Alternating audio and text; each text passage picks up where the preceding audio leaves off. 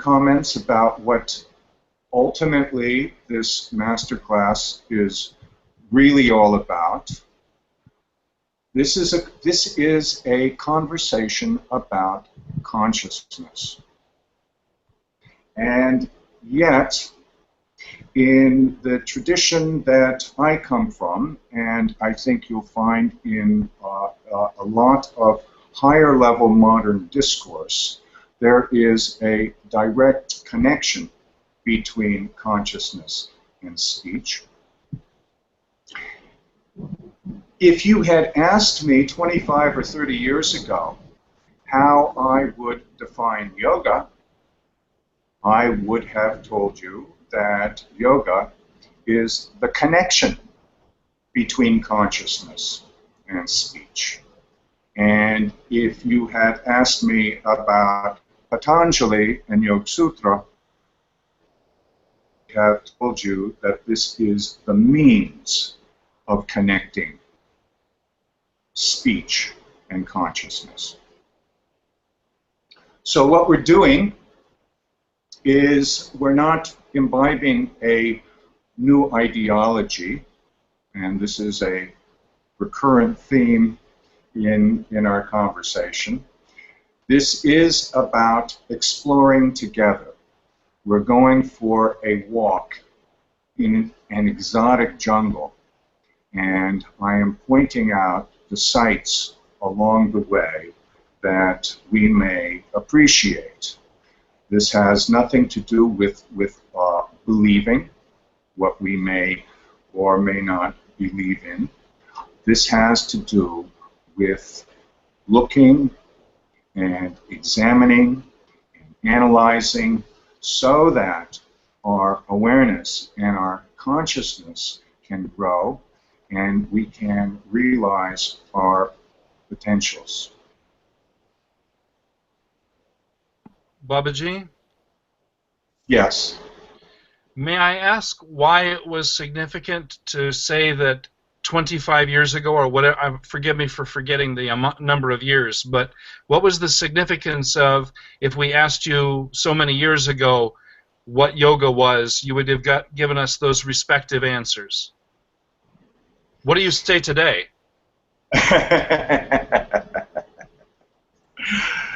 Well, you know, there's a funny thing that Panini and the grammarians that followed him would talk about, and that is how do you derive the meaning of words and what does how do you interpret speech, and they would tell you that it's according to common usage or current usage. So I would say that in the past 25 years, the way that we use, or at least the way that I hear the word yoga used, has become very, very different. And I think that the idea of yoga as physical culture has pretty much dominated the way that people think about it. So that's why I said this is how I would have defined it 25 years ago. Okay, thank you, Baba. These days, I think I would probably not venture to define it. Well, that leads us into the significance of speech in the Indian tradition. And I assume that most of the people that are here this evening, or for you it's daytime in the Western world, or have an interest in Indian culture, and that's certainly what has informed me in the discourse of speech and consciousness. But I think that this conversation is not exclusive to those who have an interest in Indian culture, as we will see in exploring Panini and Panini's effect on the modern world.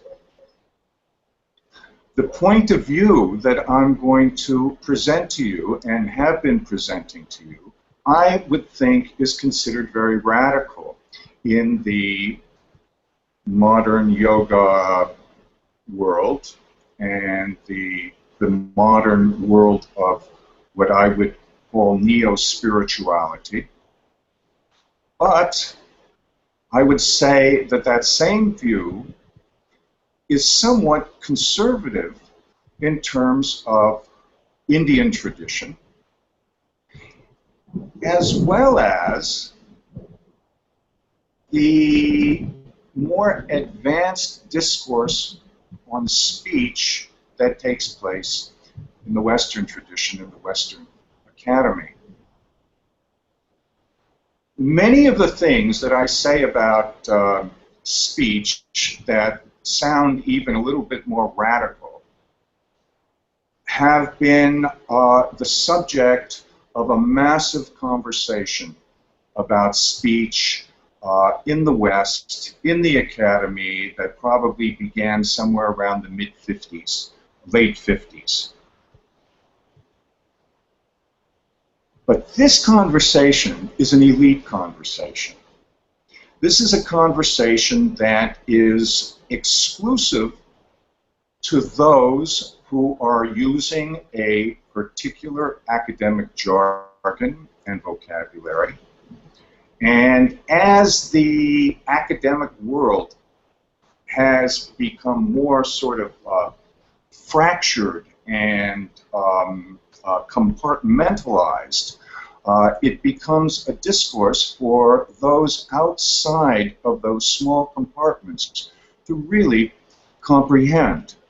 And I will be the first to admit that the foremost spokesmen and leaders of this discourse on speech, which probably goes back to de Saussure, the Spanish linguist, Heidegger, Gadamer, Derrida, Foucault. Personally, I can hardly read these people. The demands on vocabulary and jargon are excessive. I do read them, but this is an ordeal for me, to be perfectly honest with you. So one of my objects here is to take this discourse of the modern West and bring it to a level where we can comfortably discuss it, and we will see the connections that it makes with ancient India.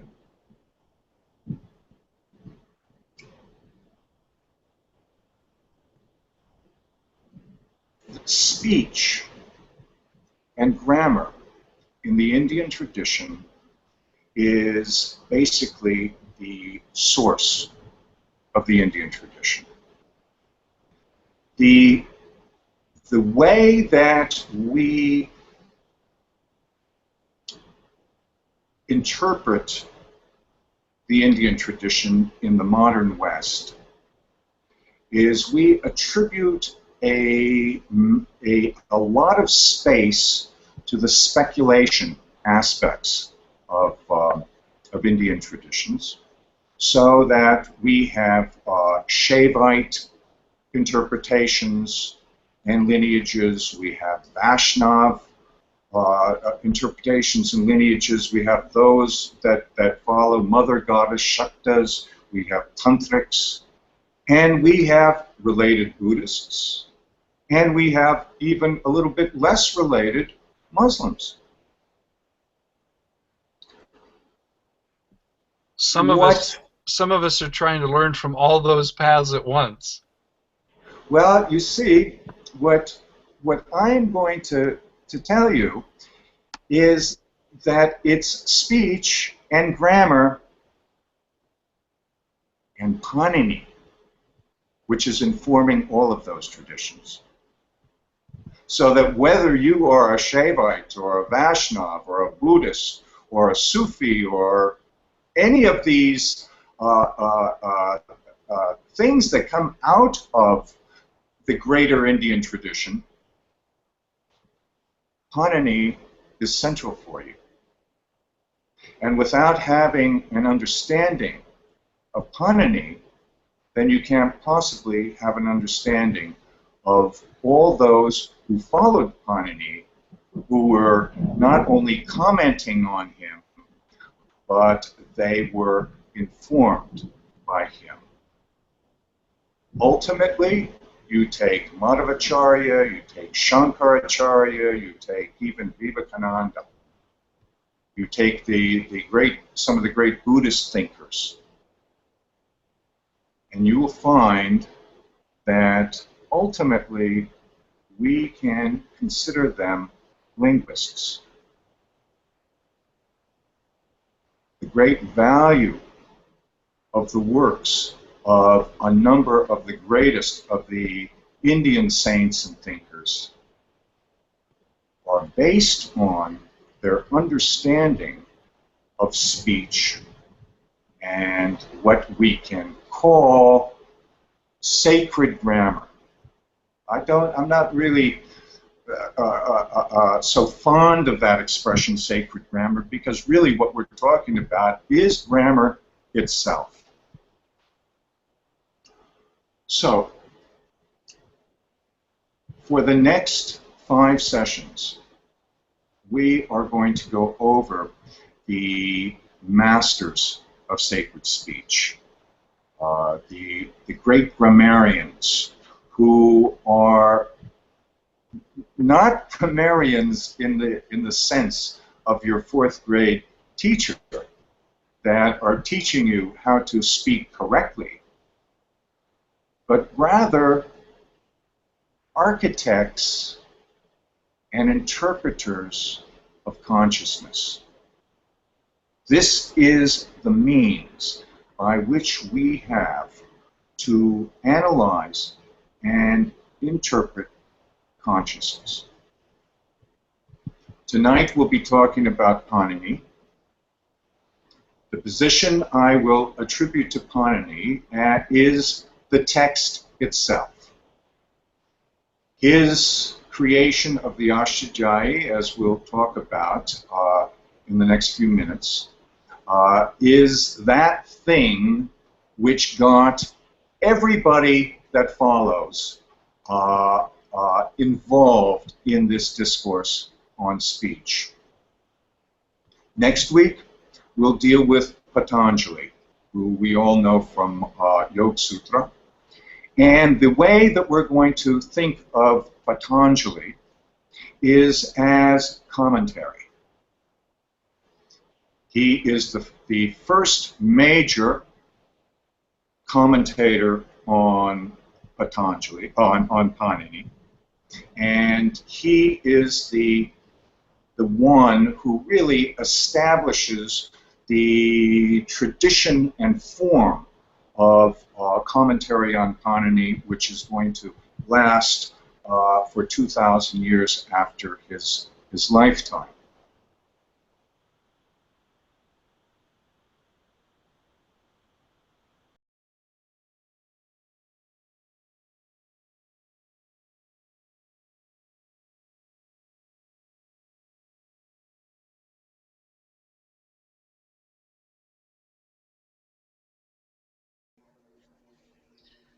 Babaji, I'm suddenly not able to hear. I don't know if you can hear me.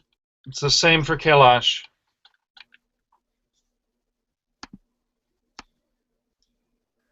Same here.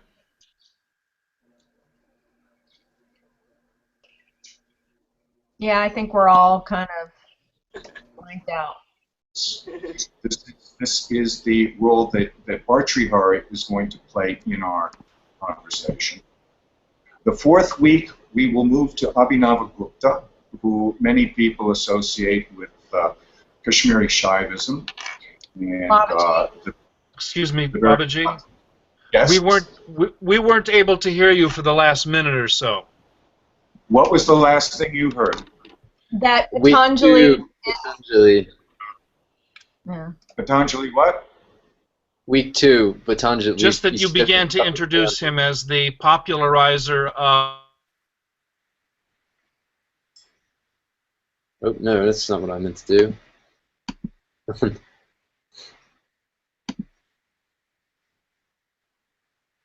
Shift.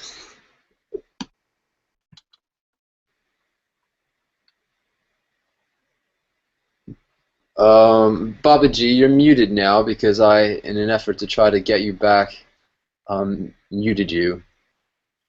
Can you hear me?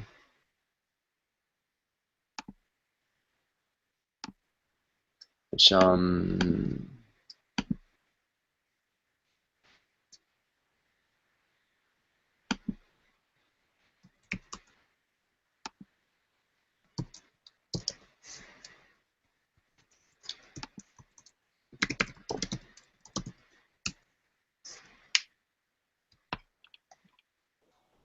Okay. Now can you hear me? Yes. yes. Okay. Kailash says yes. Okay, great. Great. Patanjali.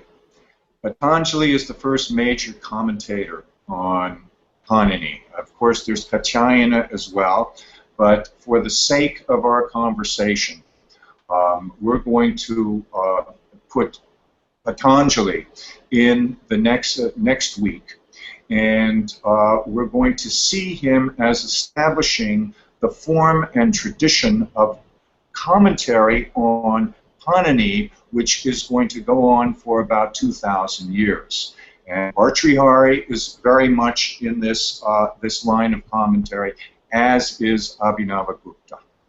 Abhinavagupta may seem to be sort of an independent kind of philosopher and composer of texts, but he's very much in the line of Panini and Patanjali, and his texts are very much commentaries as well. So Bhartrihari will be our focus of the third of this series. We will think of Bhartrihari as adding the element of meaning and philosophy to the discussion and conversation and commentary on Panini. Panini was really not concerned at all with meaning. I think that one of the reasons for this is because it was assumed that anybody sophisticated enough in Sanskrit to study Panini didn't need instruction in meaning. But meaning became a philosophical element for Bhartrihari. So he lived in the approximately 5th century AD, and he will be the subject of our third in this series. Fourth will be Abhinavagupta, who, as many of you know, is associated with Kashmiri Shaivism.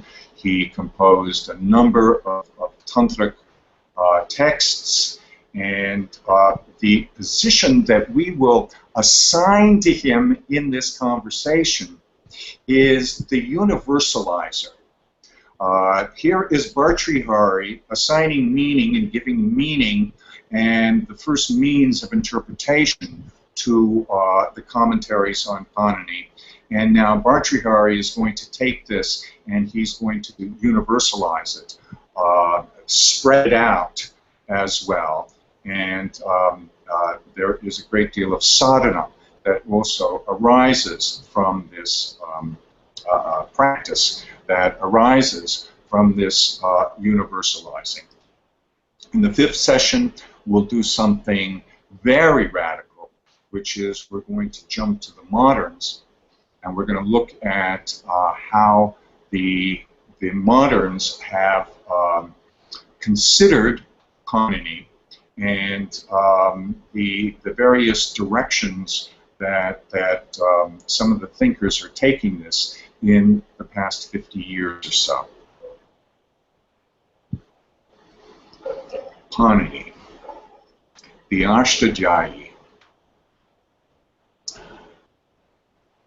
Panini lived approximately 2,500 years. Most of the academics and scholars that deal with Panini attribute a time of about 500 BC to Panini, although I have heard in the tradition itself there are estimates that go back as far as 1,000 years before that. I have heard traditional people speaking in terms of Panini living around 1500 BC as opposed to the 500 BC that is normally associated with him. He lived in what is now the Peshawar area of Pakistan,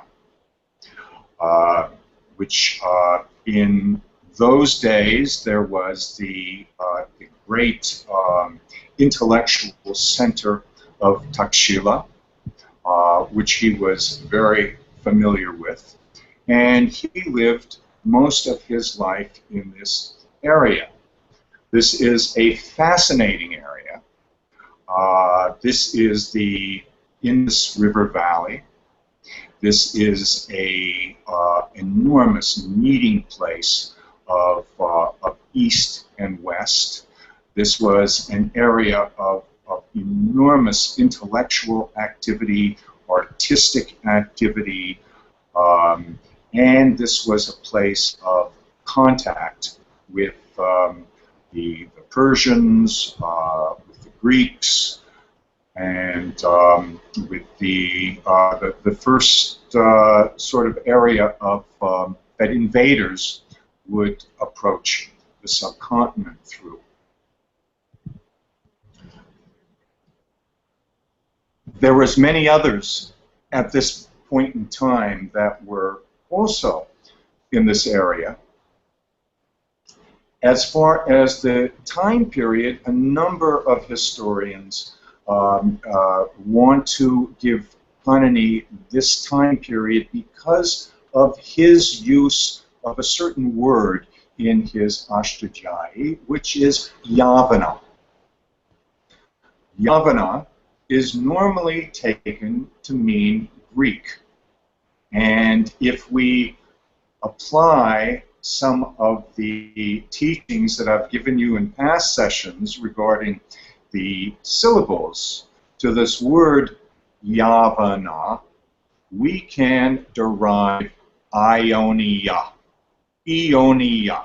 which is, of course, a part of Greece and a way that ancient Greece was often referred to. But in some opinions that this Yavana, and in fact in traditional Indian opinion, Yavana was in fact an Indian tribe, a tribe from the subcontinent that eventually settled in Greece. And that part of Greece became known as Ionia, Yavana. Patanjali had a brother by the name of Pingala. And as Panini is considered the great genius of linguistics and grammar and speech, his brother Pingala was specifically a mathematician. In fact, it's in Pingala's text of obviously the same period as Panini's Ashtadhyayi that we find the first textual mention of the numerical 0. So there are those that attribute the concept and idea of 0 to the brother of Panini. Also in that text is the first known introduction of Fibonacci numbers, which is a wave theory that it's a measurement, a mathematical measurement of natural phenomena that I believe Fibonacci himself determined from watching the ocean waves hit the shore. But Panini himself is quite a mathematician. I mentioned in a previous session that Fritz Stahl, the eminent Sanskritist, Dutch Sanskritist, went so far as to describe Panini as the Indian Euclid. And this is because of this text, the Ashtadhyayi. When I first started studying Sanskrit, I assumed that studying Sanskrit would be like studying German or Spanish or Russian. But this changed very, very quickly. And I realized, in fact, it didn't seem to me I was even studying a language. It became apparent to me from the very beginning that I was studying some sort of system. In fact, almost, I guess you would call it a system of logic. And this is the conclusion that the modern Westerners have come to about Panini's Ashtadhyayi, that, in fact, it is one of the, if not the most sophisticated system of logic known. So let's get into a little bit about what the Ashtadhyayi actually is. We can think of the Ashtadhyayi as being composed of four major things. We have the phonetics, the phonemes. We've gone over the phonemes of Panini from the Ashtadhyayi. This is the Shiva Sutra or the Maheshwara Sutras that we went over on the Mahashivratri session. 14 short sutras that contain within them the 50 syllables or phonemes of what we can think of as the Sanskrit language. Ayun relik, ayon eoch, hayavarat lan, nyamananam, javang, gadadash, jabagadadash, kapachatata chatatao, kapai shasasar hal. From those articulations, from those 14 short lines, from those 50 phonemes, Panini was able to generate an entire language, and not a finite language. A language that goes on and on and on and encompasses all speech. From 14 short lines. So what starts to become interesting is, and this is fascinating, of course, to our modern mathematicians of the last 150 years, is how is he able to generate so much out of so little, out of relatively so little? How long did it take me to recite those 14 sutras? A minute? 2 minutes? 90 seconds?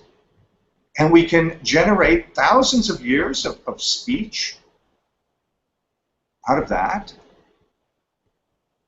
That leads us into the next part of the Ashtadhyayi, which is the rules. That there are, how many? 3,959, I believe, sutras or rules that provide the way that these phonemes, these syllables, can be combined and changed and put together and so forth to represent the entire world.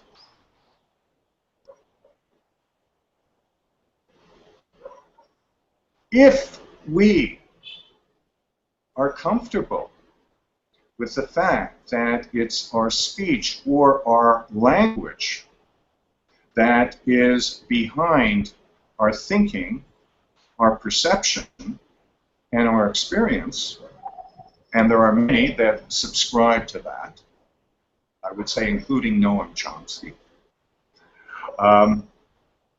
If we subscribe to that, then we can see that these 3,959 rules, sutras, of Panini are capable of generating this entire existence. Now, I'm going to get back to the rules because we really have to discuss how interesting these rules actually are. In addition, after we have the rules, then we have some, I guess what we would call morphology. We have the nominal roots. That means we have roots of words that are nominal, that become nouns, and we have the much more important verbal roots, which not only become verbs, but become nouns in every other part of speech. There are those ancient grammarians that argued about the existence of nominal roots and felt that it was only the verbal roots that had an actual manifestation, and that that nominal roots really resided within their verbal roots. But that's another evening, another story. Okay, so Panini is talking about both phonemes. Babaji? Yes. I'm sorry for the interruption, but No. Help me understand morphology as you were describing it. If the sounds are phonetics and the rules are syntax, what is it that corresponds to sounds and rules? Okay. We have phonemes and we have morphemes. A phoneme is the basic unit of speech in terms of an articulation, a syllable. A phoneme is a syllable. A morpheme, on the other hand, is the smallest reducible unit of meaning. Are you with me? So Yes, Babaji. you can say that words are composed of a minimum of one morpheme. You can have multi-syllable words, but for example, you can have the word lady, and lady is lay-di, 2 syllables. But lady, you can say ladylike. Lady of ladylike is one morpheme, and like is the second morpheme. Right? So it's a basic fundamental unit of meaning. And this is going to come out of the what they call the dhatupat, the roots of nouns and the roots of verbs. Does that answer you, Kailash? Yes, it's very fine. A minimal, meaningful unit of language. Yeah. You could say that. Okay, let's go back to these rules, because this is really where it becomes quite astounding.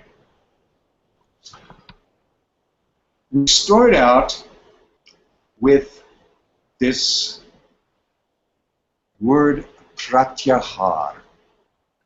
And in previous sessions and in discussions, we've played around a little bit with this word pratyahar or pratyahara. Normally, this is translated by people who see Patanjali as speculative, as meaning the withdrawal of the senses from their sense objects. But in the tradition of speech and in the grammatical tradition of Patanjali, pratyahar is something a little bit different.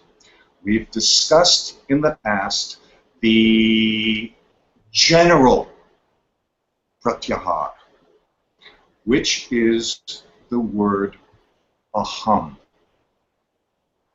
Why is this aham, which seems to mean I, first person singular? Why is this almost a description of pratyahar? Because this which is the first of all syllables, and this ha, which we can think of as the final syllable, the last of all syllables, are joined together and identified with this anuswar so that to Panini and to Patanjali, this word aham means more than the first person singular, that when used in the sense of application, this word means the beginning and the end and everything in between. How does the beginning reach the end, and how does the end return to the beginning? This is through the manifestation of the syllables. The manifestation that is according to the 3,959 rules, sutras of Panini. The arrangement of the Maheshwar Sutras, which I just recited for you, of these 14 sutras, these are not done in an intuitive sense. They are not done in even a mnemonic sense. Mnemonic meaning a device that is conducive for memory so that you can remember something. Rather, this is done in an arrangement where the final member, the final syllable, the final stop on each one of these 14 sutras is an indicator of something rather than a syllable that is a word. Now, for those who are familiar with anything about computer programming or computer code, something immediately pops up, because we find a similar kind of thing in computer code, that there are words which give instruction, there are words which become displayed, and then there are words, letters, and symbols that imply an application. And this is what is happening with the last sound on each one of these 14 sutras, the Maheshwar Sutras. When you speak of one of these sutras, one of these 14, and you identify it by the first syllable and the ending indication, these are formally called pratyaharas.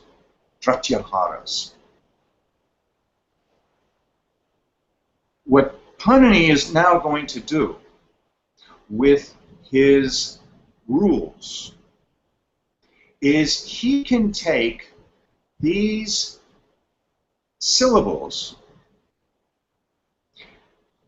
and he doesn't have to refer to a particular syllable or even a group of syllables, but rather he can invoke one of the pratyaharas. So if he wants to say all the syllables, he says aham, and we know that what he's talking about is etc., etc., ka ka ka ga ga, cha cha cha cha na, ta ta ta ta na, and so forth until we reach ha. When we consider that these are all the possibilities of sounds, and that according to the arrangement of these possibilities of sounds, this determines our entire universe, it becomes interesting speculatively, philosophically, that the meaning of aham being I also means the entire universe. But this is where we will go when we reach Bhartrihari and Abhinavagupta. These are those commentators that will start identifying these very magical and esoteric qualities of the speech that is described by Panini. Okay. Panini gives a rule, and once that rule is given, it is in effect until it is specifically revoked. And what he can do in these rules, and what he does do, is he pulls one rule inside of another rule.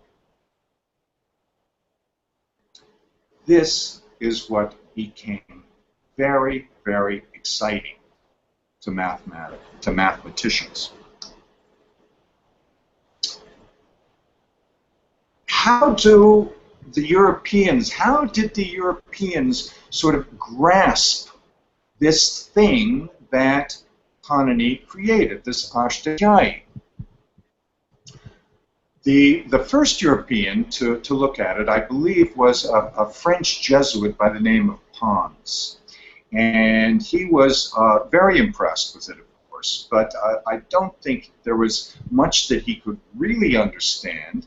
And he saw this as a key to this ancient language. Colebrook, in the 18th century, an Englishman, probably the first Englishman to really learn Sanskrit, he was very familiar and fascinated with the Ashtadhyayi of Panini. had local pundits that were instructing him in Sanskrit from the Ashtadhyayi. He saw the Ashtadhyayi as probably the greatest grammar that had ever been written. Sir William Jones, who is thought of as pretty much as the father of modern Indology or study of Sanskrit, studied Sanskrit through the Lagusant Komadi text of Bhatuji Dikshita, which is a rearrangement of the rules of Panini.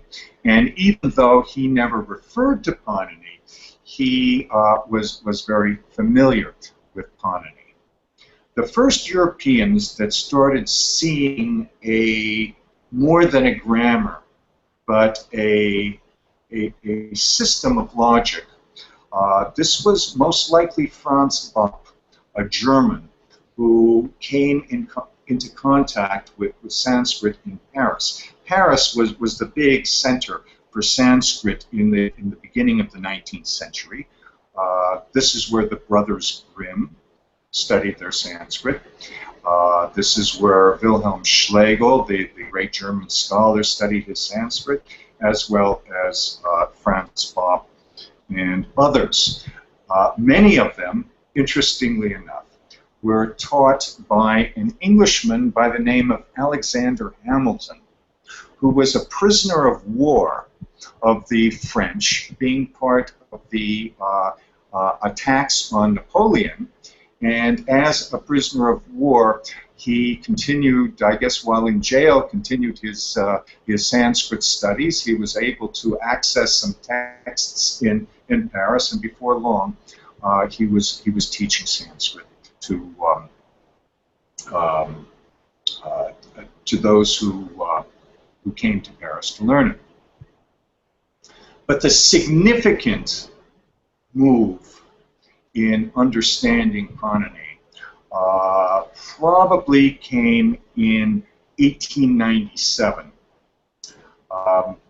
It was in 1897 that Ferdinand de Saussure, the Spanish philosopher and linguist, established what he called the formal rules of language. And it was these formal rules of language that were reinterpreted by Noam Chomsky in the mid-50s. I think it was 1957. In the mid-19th century, there was a German, what was his name?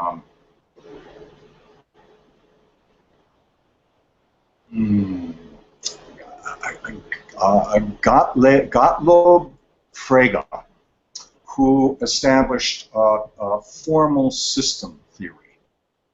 And this was the first time in Europe that they had conceived of a mathematical system that resembled Panini. You could say that this was the beginning of the marriage of language and mathematics. We go to about 1940, and we come up with a mathematician, American mathematician, by the name of Emil Post. Emil Post, being familiar with Panini's work, used one of Panini's incredible innovations, which was this placing of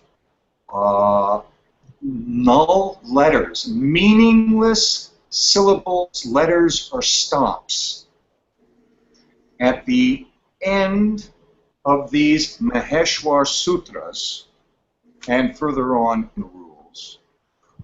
Sounds that had no meaning and no position in and an articulation, but described an application. It was this that began the fascination with recursive theory. And this is the connection with Panini that established computer programming languages, the computer revolution, and the whole IT revolution. The idea of placing a rule inside of a rule in the same way that Panini would place one sutra inside of another sutra. The effect is like placing two mirrors opposite each other, and looking into one of them, you can see an infinity of your own image traveling in successive mirrors until it disappears. Babaji? Yes. Actually, I had occasion to write about that once, and recalled that when I had been in those situations, like in an elevator or a hallway in a hotel where there are parallel placed mirrors, that actually there's a kind of curvature around one's own head so that you can't see to infinity. And of course, this is a nice metaphor for the fact that we're on our own way. If our heads were transparent, we could see forever. That's right. That's right. Very, very interesting. What this means, and this is something that we're going to talk about again and again and again, because this is the power of Panini, his Ashtadhyayi, and all the commentators that follow him, is what this recursiveness means, is that whereas we had a formal system resembling, let's say, a chess game, where our chess pieces are syllables or the phonemes, and the rules are obviously the ways that we can move the pieces on the board or remove them or change them on the board. This is a finite situation. You can figure out just how many moves are possible. But when you place a rule inside of a rule, then it creates this recursivity. And that means that the results are just endlessly generated. So this can be the only way you can really be talking about language, because language is not limited. Language has the potential to expand exponentially. And this is the reality of language. So Panini is not speculating here. He is not prescribing here that you shall speak like this. He is describing the actual mechanism of how language works and how language becomes the world from consciousness. And then, at the same time as he gives a description, this is an application. This is almost like a computer program itself. Now consider that we have analyzed and criticized the metaphor of the machine when talking about the human body, and especially with regards to the yoga movement. We can identify the metaphor of the machine with this post-enlightenment, post-industrial society. But what's happening here is almost the opposite. That a virtual world, many virtual worlds, have been created in the last 30, 40 years by means of the computer and computer programming languages, where we can start with some numbers. Somebody can be sitting at their keyboard and can be putting in numbers and logical expressions. And the result of that is imagery or telecommunications or calculations or all the various things that take place in the virtual world, and then further results of those things that take place in the virtual world.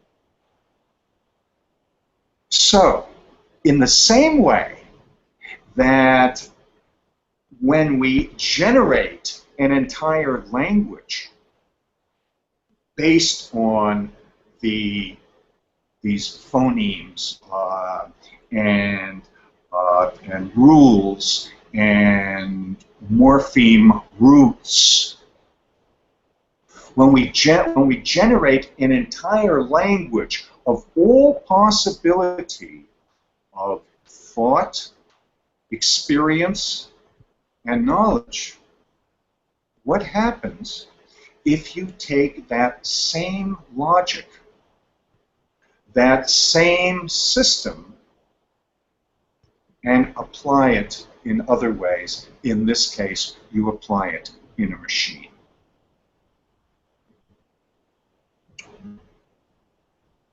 What happened is these two mathematicians by the name of Backus and Nauer, I think they worked for IBM. At least Backus worked for IBM. They took the speculation of Emil Post in the 40s, which is based on Panini. Panini's was not speculation. Panini's was a description of a living language and the application of a living language.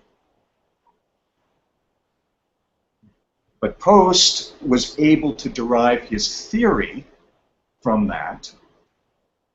In 1959, Backus and Nauer created a programming language, which is basically the language that we use today, that has diversified into a number of different programming languages, but they are basically all derived from this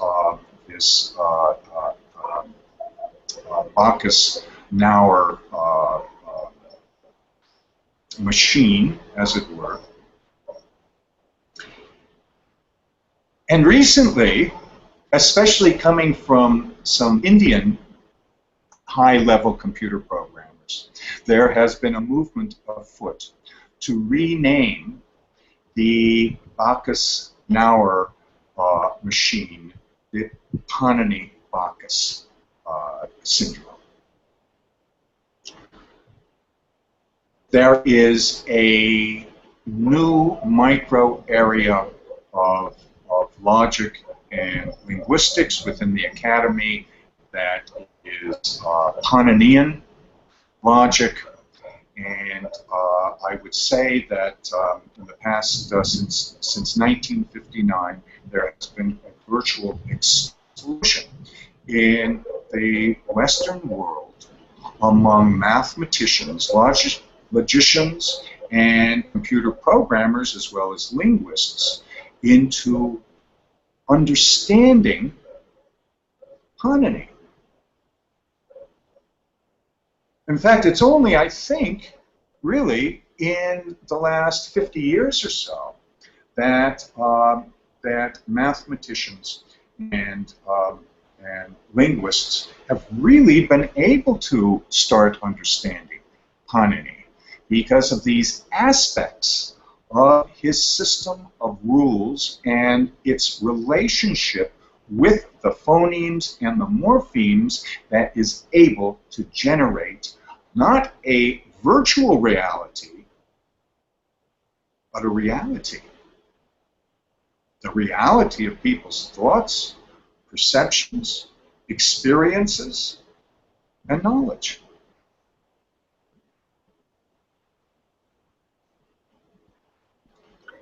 Would For you us, include, sorry, Babaji, go ahead.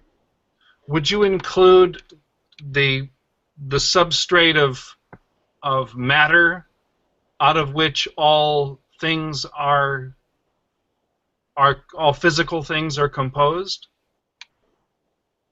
I don't think that's really the discussion, because I think that as modern physicists have discovered that matter just may be an illusion. That if you're making a distinction between matter and energy, that may be an illusory choice. This is I know this is very contemporary thinking in physics. You know, the doubt about the existence, the real existence of matter. So Yes. we're not really making that distinction other than how our perceptions create matter from our speech. Well, it's one thing to be an influence on people's behavior, their values, their beliefs. Of course, that's occurring in language. But we have a physical substrate. Well, the analog into your earlier analogy of the computer programming language to the virtual world, to say then that the ordinary use of language composes the so-called real world, that's quite a claim. Or to say that it's all Maya in the sense of illusion altogether, that there's no stuff out of which the computer that supports the software can exist. It takes, if you get my meaning, if we say that that language is responsible for the creation of everything, then we have to, at some point, investigate whether that includes physical reality conventionally understood. Well, what I'm saying is that it's not that language itself creates everything. It's that language, and more specifically speech, gives us the potential to perceive, organize perceptions, and therefore experience things. And this is the level that I'm addressing this from. I'm not addressing this from a sort of a dualistic platform.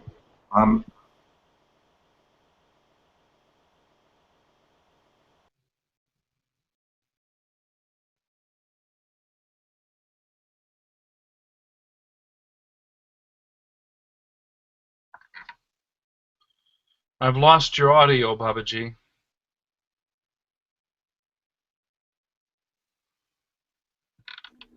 Mine too.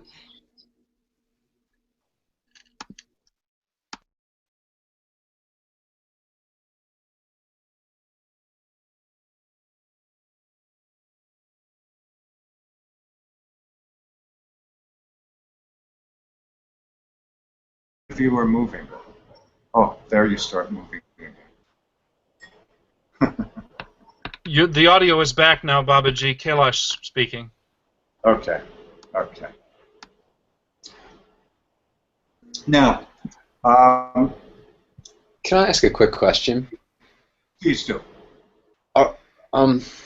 well, I'm dying to know like an example of of Panini's use of recursion in this setup. So I'm familiar with it as a programmer, but quite fascinated by the implications of what you're saying. Will we get to that point, or is that kind of like a level of depth that one might need to go research on my own? We can certainly talk about that in a future session. Although I think that it's going to require a little bit of we're going to have to use his terminology and understand what he means when he uses certain terminology to see how that becomes recursive, how that generates more than the finite quantities that are present before the recursion is applied. Mm-hmm. You know, one of the ways that you can see this, by the way, recursion, because I know these are very complicated thoughts. There is what's it called, the Sierpinski triangle. Has anybody ever heard of a Sierpinski triangle? It's basically a triangle that is divided into further triangles. And as far as you go down, you create triangles. This is also called a fractal triangle, where every piece, as small as you get, is identical to the whole. So this is an aspect of this recursive theory. But the reason I'm telling you all this, because I am not a mathematician myself. I don't think any of you are, except for maybe Hari Karam Singh, or there may be one or two of you that have a little familiarity.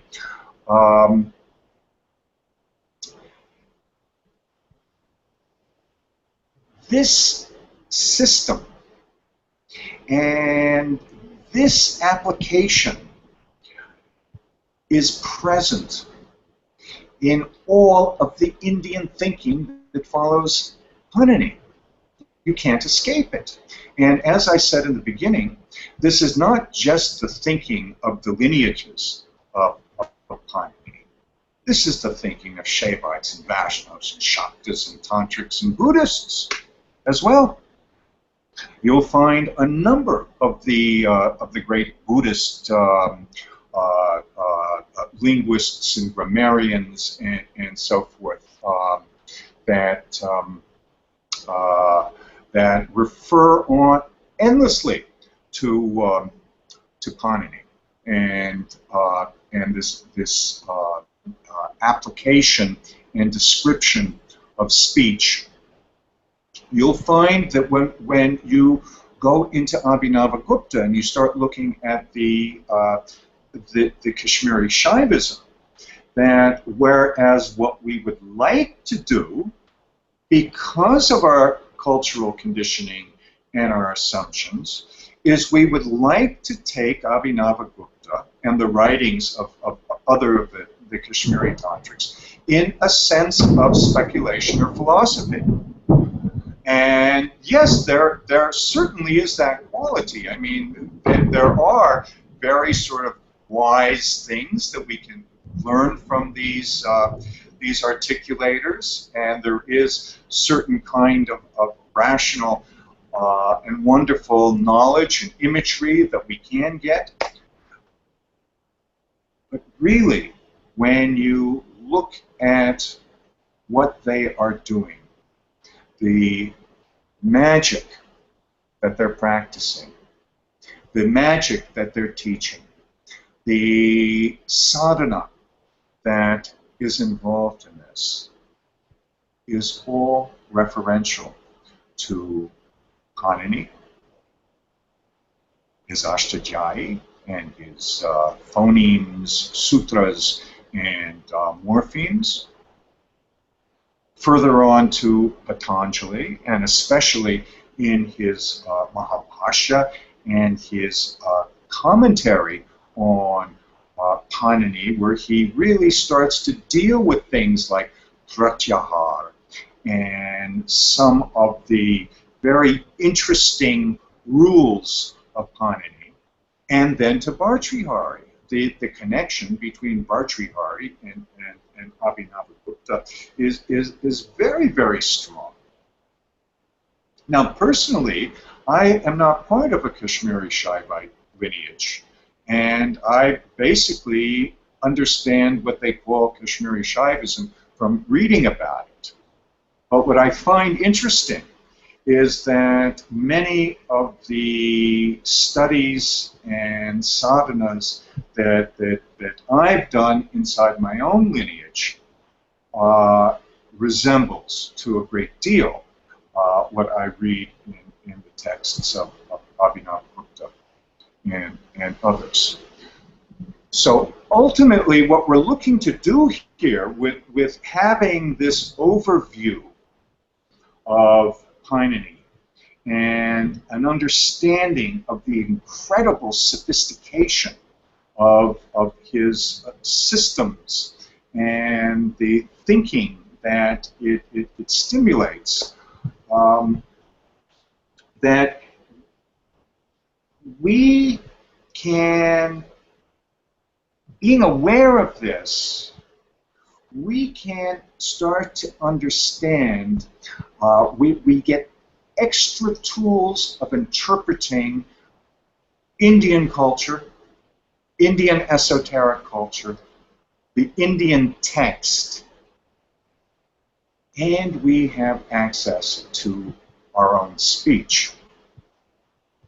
When we get into the 5th section of the masters of speech, and we start talking about the moderns, we're going to also start talking about what speech has become in the year 2014, and the ways that the virtual world informs speech, and the different means and ways that speech is used. And in fact, we're going to talk about the death of meaning as well, which almost completes a circle.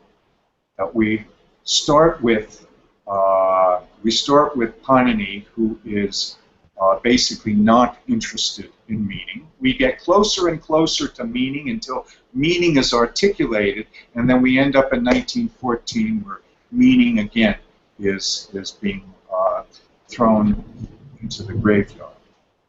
Babaji, Michelle? before you end, I had a question. On a practical kind of everyday experience, I know that we're not talking about it in this level, but when Hari was asking about recursiveness, Yeah. I started thinking about, just in my own experience, that there's recursiveness that can either create kind of a closing down, or a recursiveness that can create an expanding out experience. So, for instance, if I use my thoughts, and my thoughts create a kind of generated closed loop about something like saying, oh, I'm having such a bad day. This day is so bad, and I just keep saying it over and over again. Then it creates this kind of closed loop, and my experience is small. But if I use the same language and say something else over again, for instance, if I say, well, I wonder what X, Y, and Z is, and I ask a question, and then that question then generates another question, which then generates another question, and it's kind of more of an expanding, using language that's recursive to create an experience of like infinite like potential. Am I making any sense? Yeah, yes, I think so. Except that it's this infinitely expansive quality that really describes recursiveness or recursiveness. Not even a potential, but an actual quality like the mirrors that face each other. This is not potential, this actually is the case. That there can be a mathematical situation which is really a reflection of a language situation which just continues to generate into infinity. Also, Manoj asked a question. He typed it. He said, where does Nama Rupa come into this, if at all, on this issue of matter and perception? Why don't I see that? Why don't I see that? For some reason, I'm not seeing can everybody else see the chat messages? All I have are when I tried to unmute you, and I have Jan Amazing, and then a couple links I put up. But there was, when I first signed on, there was, I thought, another chat that had everyone's. Also, it seemed to have disappeared. I'm seeing it. Kailash can see it. Yeah. So should I read in any case, let's go back to Manoj's question. Can you ask that once more, Michelle? I'm sorry. Manoj asks, where does Nama Rupa come into all of this, if at all, on this issue of matter and perception? Name and form. Nama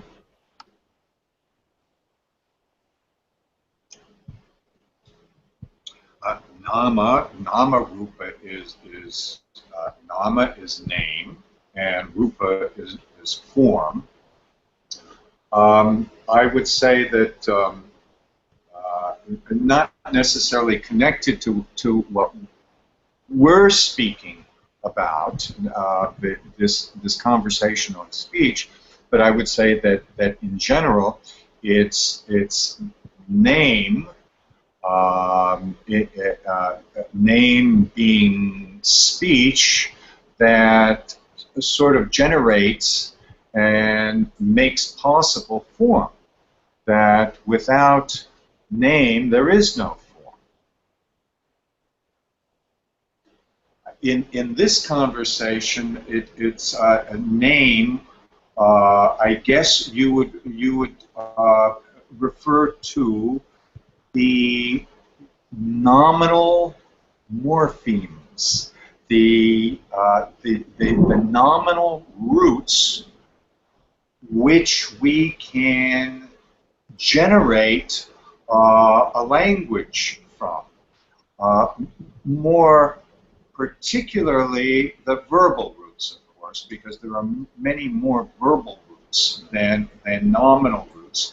And as I discussed in the beginning, there was even discussion 2,000 years ago that do nominal roots even really exist? Okay, it says here there's 5 new messages, but I can't see them. Can somebody else read these messages for me? There was a message earlier from Volker that said, from Patanjali being the biggest commentator of Panini's work, and that lasted for 2,000 years after his lifetime. That wasn't a question. Volker also said there is no substance in objectivity. I think that was back a while, so it was yeah. Babaji, they're not under the first chat icon. They're actually under the 5th icon, which is, if you hover over it, is webinars on air, and then that brings up another chat. If that's the mistake I was making. Okay, I should click on this? Yeah, it looks like a square with 4 different color corners. And that'll bring up. Oh, yes, it does. Oh, I see. Oh, okay. So let me go over some of these things. And all of you who are not on the panel, if you have any questions, chat questions, please type them in now. and I'll try to get to that. Volker, did you want to clarify what you're asking? Do you want to type in another chat question, Volker Optis?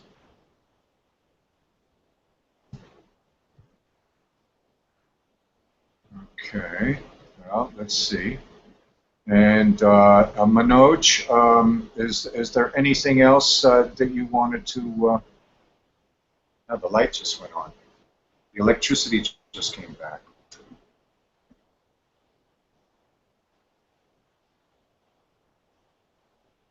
Okay.